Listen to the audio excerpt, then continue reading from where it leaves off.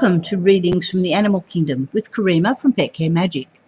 I'm an animal communicator, a Reiki master who specialises in animals, and an intuitive psychic. And I like to combine all of those modalities into channeling messages from the animal kingdom for myself and for others.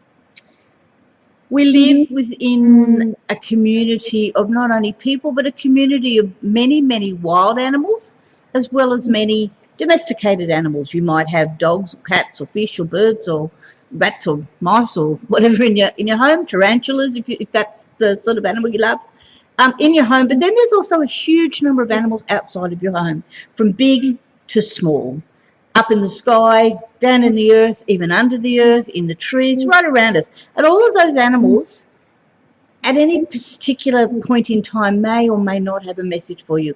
And I'm going to invite you through these readings done every week to listen to that message, take what resonates for you, and open up your way of thinking over the following week into how that message does or doesn't fit into your life.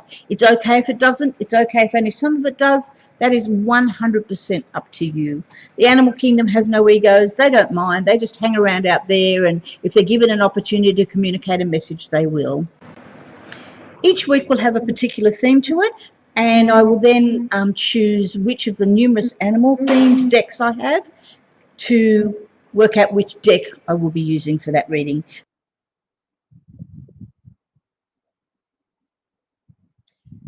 So this week, the overriding theme of the reading, I went back to my crystals, my crystal oracle deck, and pulled the card that is fluorite, which talks about concentration, psychic protection, emotional stability. And a big theme that came out to me from this card today and for this week is protection of yourself, both psychically, emotionally, and also physically. It's March. It's sort of like going into the second week of March here in Australia. There's a lot of negativity around in this world. I suspect it's because mainstream media focuses on it, and it's all about wars and bad things happening, and you don't see a lot of good things happening. And if you hang around on social media, which unfortunately I do far too much because of my day job,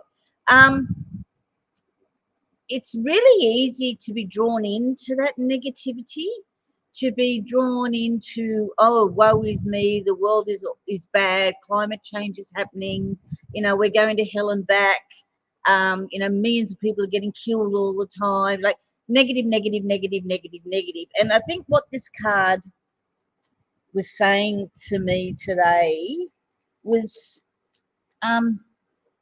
protect yourself. If that means you need to get off social media, or you need to change the people you're hanging around with, change the verbiage that's coming into your world, then that's what you need to do. It's a very, very spiritual card. The crystal, the fluorite, it's very strongly protective. And it can shield you, if you choose to let it, can shield you from negative influences or a negative person or persons. As I say, it might be the crowd you're hanging with. It might be your friends. It might be the social media groups you're hanging around with. That certainly is in my case.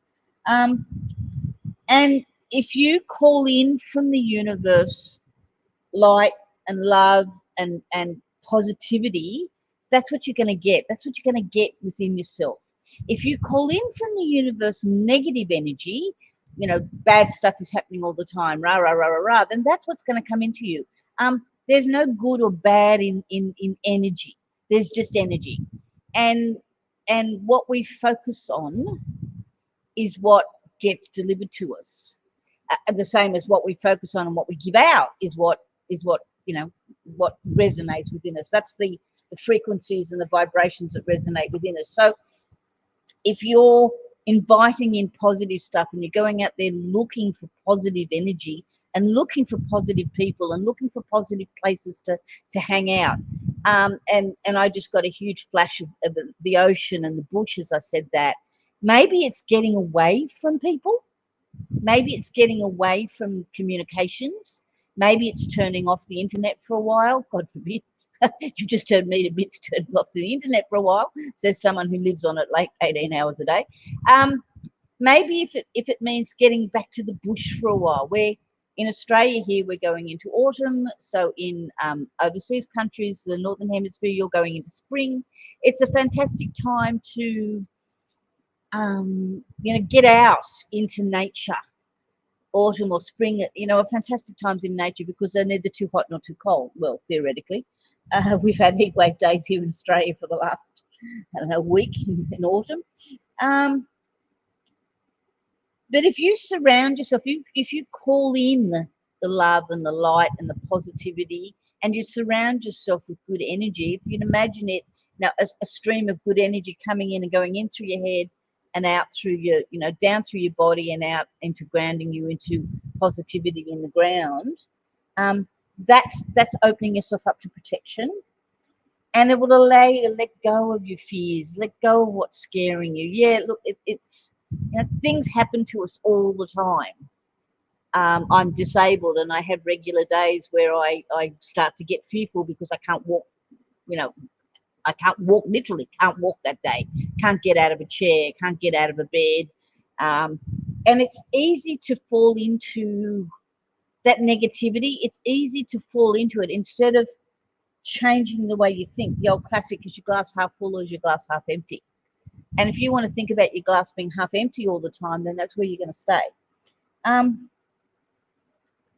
Bring in the healing. Think about not the bad stuff that's happening, but the positives.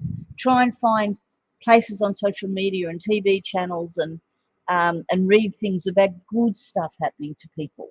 And it's out there. You've just got to invite it in, and you've got to recognize it and sit with it when you do see it. And then within your own life, instead of thinking about what the bad things are, think about what the good things are. Think, bring about. There was a lady I saw on a show on TV during the week, and they'd spent 18 months literally living in the bush, her and her 3 or 4 children. I don't know what the full story was because they were adopting a dog from a dog shelter, but they it would be very easy for someone like that to sit in the, oh my God, this is dreadful.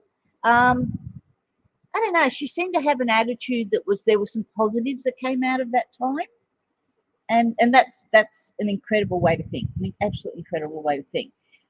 Focus on what you would love to be doing rather than worrying about what others think or what is happening to you in that point. We can't stop the bad stuff that happens to us at times, but we can choose the way we react to it. You are safe and eternally loved. Nothing can harm you except your own fears. That's the very strong message that the book sort of signs off with. And if necessary, get a piece of fluorite. Keep it in your pocket. Put it under your pillow at night. Put it close to your heart. And let that energy come into you, because everything around us has energy. But the question is, do we let it come in, or do we invite it in? So say to the fluorite, get a piece of fluorite and say to the fluorite, I open my heart up to you. I let your energy come into me, and I will feel better. It's a case of putting out into the universe what you desire, and the universe is more than happy to fulfill that wish. But the first point always is that what you desire. The same with these readings every week. The readings every week, they give you information. If you desire to let that information come in and resonate with you or sit with you, then it will. But if you don't, you say, well, this is a load of garbage, that doesn't apply to me, then that's okay. That's okay. I don't have a problem with that. Nobody has a problem with that. But it's everything in life is your choice. And when bad things do happen to us, and certainly bad things have happened to me over the course of my life, it's how we react to those bad things that change how they affect us. Not that they've happened. They've happened, like, the proverbial, what happens.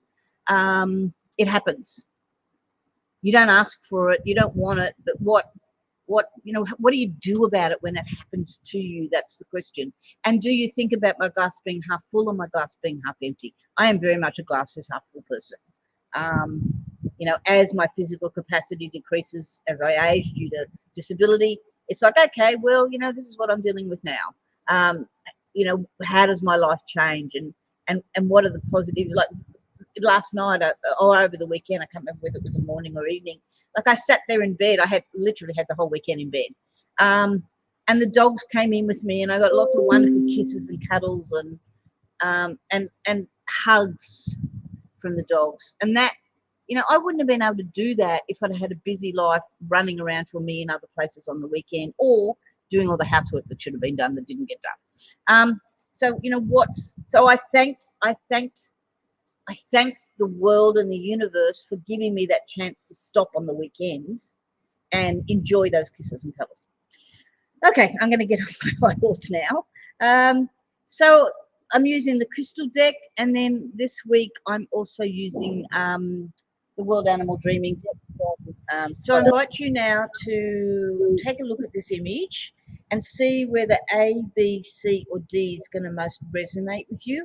It doesn't matter if they don't, because what I'm finding with these readings is that overall they're tending to add to each other, or they're tending to validate information or add on information that we've heard in the previous cards. That, along with the theme of the reading, is tending to make a readings that I'm saying to people probably are best thought about in totality rather than in any one particular card. However, if one particular card right now is screaming at you, me, me, me, me, me, then just jot that down for yourself and either go directly to that section and read that first and listen to that first, or pay more attention when we're at that particular spot. So the first card is the Jackal. The Jackal's come out a few times in recent readings, particularly I think over this year. Oh, hang on, I didn't want to go under there. I wanted to stop.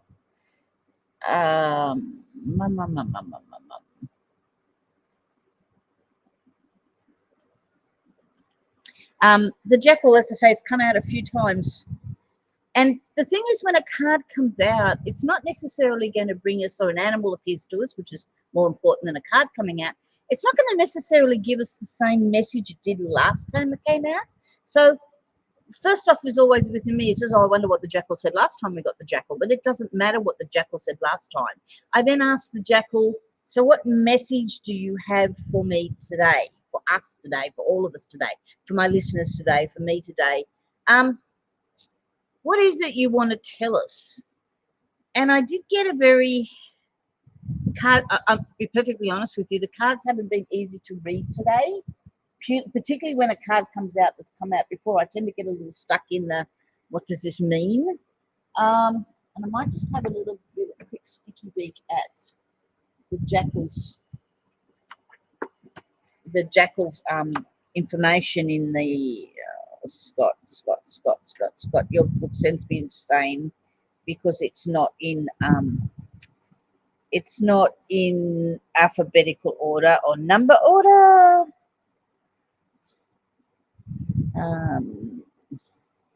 It does it in like air, water, earth. No, where's the Jackal? Page 43, number 43, page 130. It's an earth card.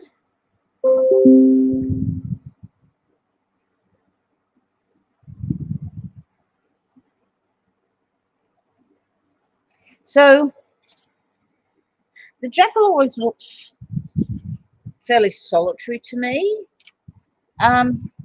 I've seen jackals at zoos. I've never actually seen them in the wild. Anyone want to pay for me to go to South Africa, please? I do know it's a very smart card, like foxes, jackals, any of those higher level animals. They're very, like, what's the word? Canny comes to sort of mind, and often in a negative way. They're very, they always strike me as the thinkers. I'm hesitating because I'm not sure the Jackal is actually a canine. Yes, it is a canine. Canine-headed pointing finger. The jackal apparently has very, very long-rooted ancient ties. The canine-headed, pointy-eared funeral deity of ancient Egypt, fairly well established as a belief that Anubis was most likely inspired by the jackal and responsible for guarding the dead deep into the underworld where their souls will be judged and perhaps offered external life. Ugh, that sounds very negative, doesn't it? So the jackal and death, the word death is on the card, and as you've heard me say before, death isn't about literally dying. It usually signifies change. It usually signifies movement from one way of being to another way of being, or big movements, not small movements like a new job or a new house, but quite substantial movements. And if we go back to the fluorite, movements in terms of change, big changes in energy. I mean, that's certainly going to happen when you pass away, or when someone passes away. And the jackal helps us view change in its many guises as being symbolic of death. A ritual process that sees the familiar aspect of the self surrounded in favor of a new phase. So if you go back to what the fluorite told me a minute ago, which is change the way you think, change who you're hanging out with, change what you're taking in as gospel, as truth. Make changes, and the jackal's reinforcing that. It's saying it changed. And what I also just heard as I was trying to also work out what this dog's doing at my feet, one of the dogs is trying to make a mat more comfortable at my feet. That this change is not comfortable, but to sit within the energy of the change, and as you sit within the energy of the change, it will become more comfortable. Relationships that no longer nurture the soul, jobs that no longer stimulate the mind and the spirit, homes that become houses, can all be honorably put to rest by calling on the wisdom of the jackal, by tapping into the jackal's ancient wisdom and saying, help me move through a phase that I know is not going to be easy. Help me make the changes that I know are not going to be easy. The book makes a comment, bring closure to dead areas of your life. And first, if we go back to the comments I was making a minute ago, the first thing about finding changes to the dead areas of life is first recognize that they are dead areas that need to be changed, and be up to saying, I do want to make that change, and then receive the blessing of the fact that the change is happening. Let go of control.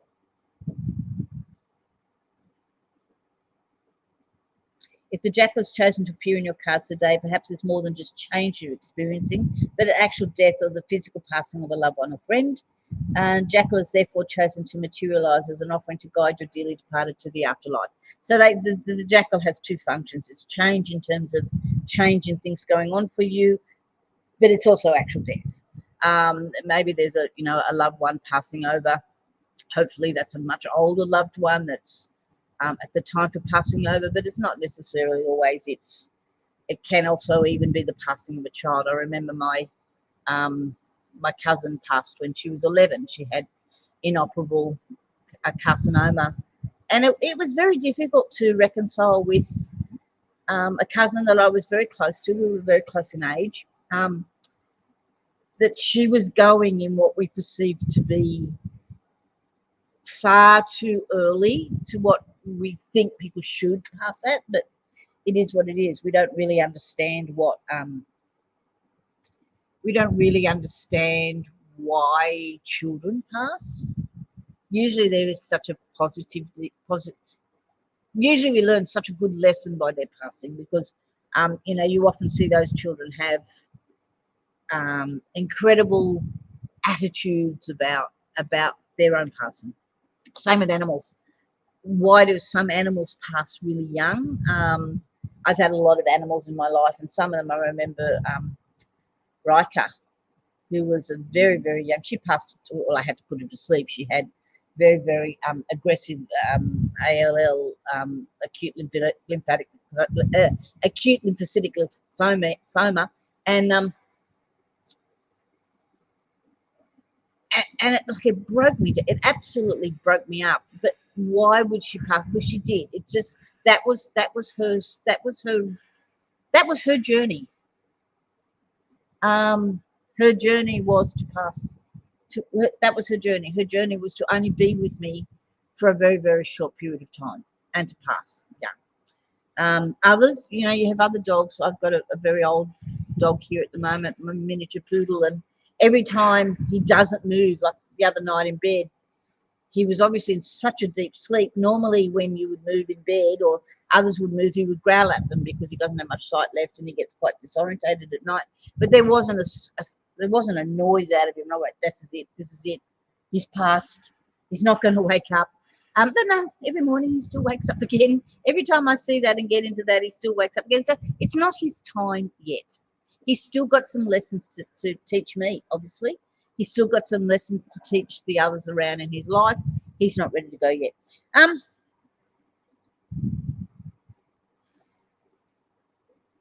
So the jackal reminds you that be what you need to be, not what others tell you have to be. Be acknowledged as a purifier, a cleaner of sorts, proof you're honourable, hardworking, and trustworthy person, humble enough to willingly do what others may deem distasteful or difficult to stomach. Hold your head up and see yourself as a person of high integrity, because that's how the jackal views you too.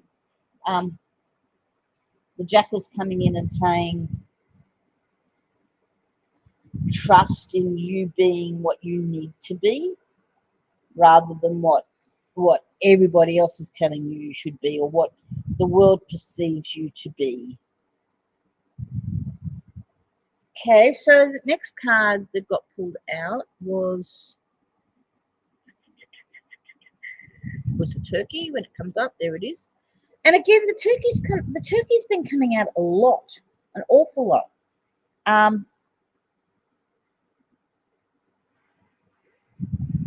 Like shared blessings is the obvious thing with the turkey. When do most turkeys get eaten? Thanksgiving, and when you're in the US, here in Australia, it's Christmas time.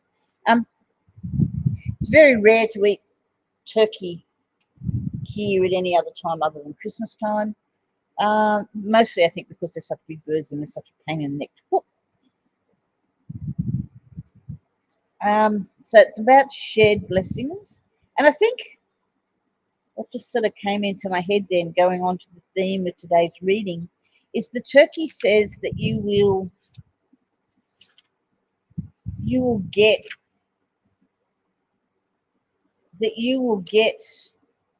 blessed by going and finding that this change that we're talking about here today, that by going and making those changes that you perceive to be needed, to take you away from either the negativity or the people you're hanging with or the situation you're in, or what you're seeing or hearing or interacting with, that will bring you blessings. That will ground you. Ground was the word I just heard, because the blessings, when you see turkeys, they're constantly grounding. They're constantly working through the earth, turning the earth over, looking for the source of their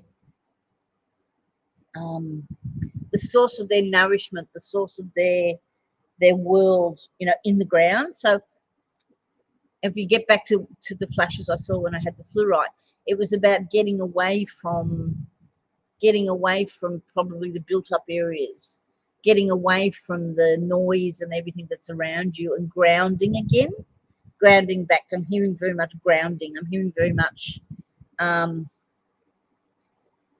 back to the earth, come back to this circle, right, just around you. Don't worry about what's outside of the circle. The turkey's like pointing me down and showing me at its feet It's saying what's important is at its feet, right at its feet, just in that area. Investigate that area really well, and then move on to another area and another area and another area. But really, really hunt for the good stuff that's right close to you. And probably I think it also means not only right close to you, but within you. It's very easy when we it's very much a case when we listen to all the negativity around us and negative people around us and negative social media around us and etc etc etc, that we forget that the truth of what we are is within us. And this is why I also say to people, get out in nature, get out with animals. In my case, it's not so much getting out in nature, or it might just be the outdoor setting that's sitting outside in the fresh air and the sunshine. With luckily where I am on weekends, there is virtually nobody around. Get out into the calmness of nature. Come back to the basics of fresh air, sunshine, good food. In my case, it's creatures around me that love me, that I love. It's getting away from people and being more connected with the earth. Take your shoes off, walk in the earth. You're coming out of winter in the US, so connect back into the elements. You can now, depending on where you are, get out and walk without shoes, and enjoy the fresh air and the sunshine. I think that's what Turkey is very much trying to say. And it's also saying shared blessings, but about you will be able to share blessings with others when you reach that state, and you will be in a better place to give blessings to others. The positivity that you will gain will then not emancipate, what's the word? They will then emerge from you towards others, and as you do that, then you'll feel more blessed. You'll feel good about where your life's moved to, and others will see that and will help them to feel good. This is a tough reading today. This really is, and I don't know why it's a tough reading, whether it's just about where my headspace is, but it's certainly not an easy reading. Maybe because I'm also forcing myself to dig a little bit deeper. So the third card is the Ghost Bat. I have never ever had this card come out before, never. So all I know is it was really, really hard to photograph. The light kept shining on it in a funny way, and I couldn't stop the light from shining on it no matter what I did. And usually that's a good indication to me that that's what needs to happen. And Ghost Bat, what I kept seeing was I kept hearing was, I can't be seen. I'm here, but I can't be seen. And the word on the card is rebirth. So to me, that sort of pushed me into thinking about rebirth, and we think about the theme of what we've been talking about here today. The rebirth, that what you are rebirthing into is there. You can't see it, but it is there. It's ghostly and it is there, and you need to look hard to find it. It's not going to be something that comes to you really easily. You need to look hard to find it. I don't think we have ghost bats here in Australia. We have fruit bats. We have all sorts of different bats, but I don't think we've got ghost bats, but I could be wrong. The book says it's an ancient European belief that when someone dies in their sleep, again, we're talking about change, rebirth, not necessarily death per se, the soul takes the form of a bat on its bid to fly back to the creator spirit. It's mainly because the bat, the only mammal capable of true flight, is typically seen at night. Some of Australia's Indigenous peoples share the sacred view that the bat offers regeneration, embodying the souls of men who have passed, while some Native Americans believe the bat personifies the shaman's death, a sacred rebirth ritual or rite that sees the intimate emerge from the ritualistic cave of fully trained shaman. So what that brings to mind is that through this rebirth and this change process that we're talking about for you today, that it will take you to a higher plane. It will take you into a better understanding of yourself. A lot of shamans, the Aboriginal elders, the mystics of this world, they live on a higher plane. They've got a much better understanding of themselves, and they've got a much better integration between the human body and the mystic realms around us.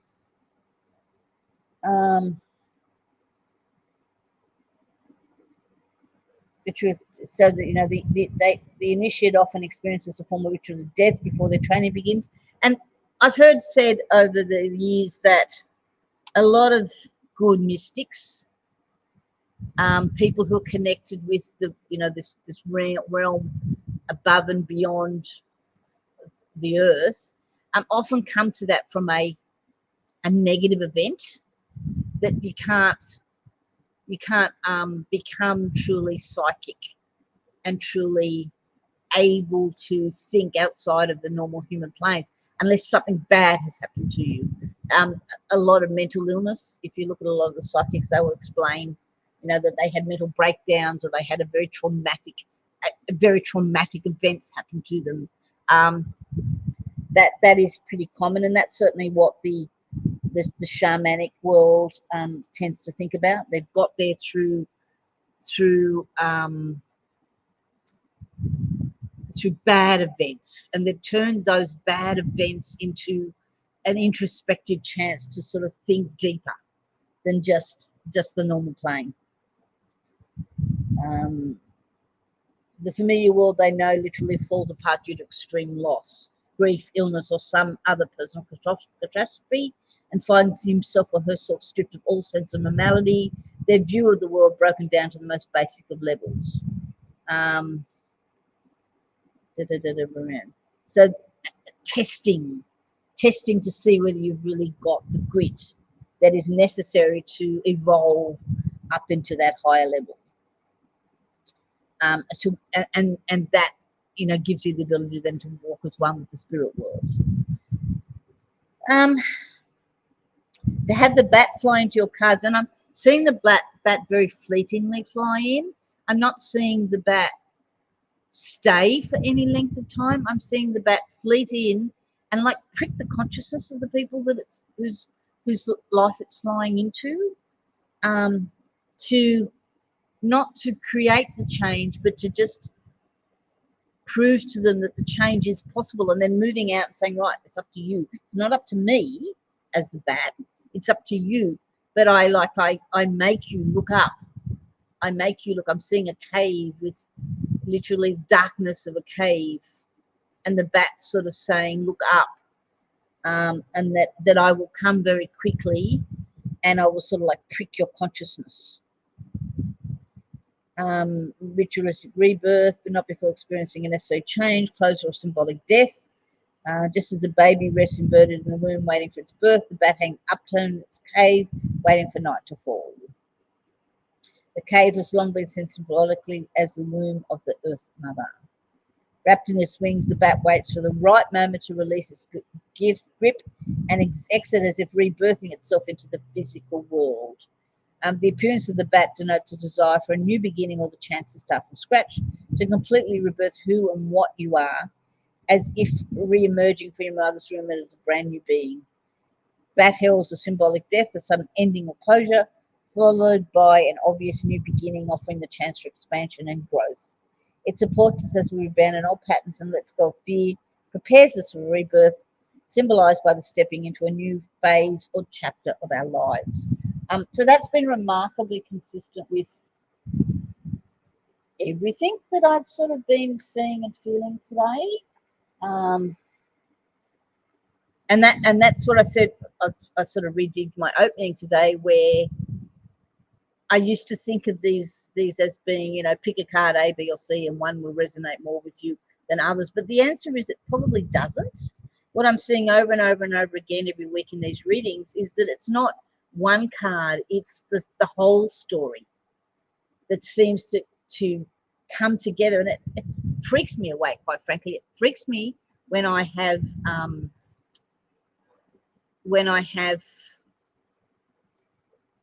randomly selected cards, and they are randomly selected, and they all end up sort of giving me the same story.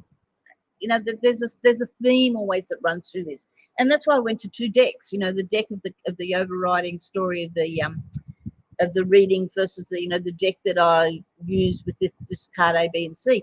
It's remarkably consistent that they all end up saying the same story. The images I get, the feelings I get, the thoughts I get when I'm doing these, all just reinforce the same story. Now, that doesn't normally happen when I'm doing readings for people. Normally it's, you'll get 1 or 2 cards that'll come in, and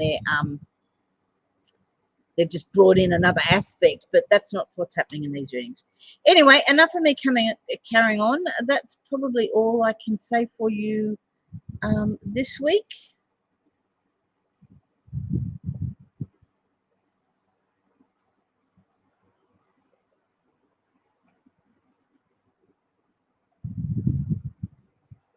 I don't know where my final thing has gone. But look, thanks for being with me again this week. All things hopefully going well. I will back with you again next week. Have a great week and enjoy. I'm going to play the animal video that I use as my intro again on the way out, because it always grounds me and calms me. And I love the energy that I draw off all the various animals as I use that exo. So have a great week, everybody, and welcome to Readings, and I'll catch you on the other side.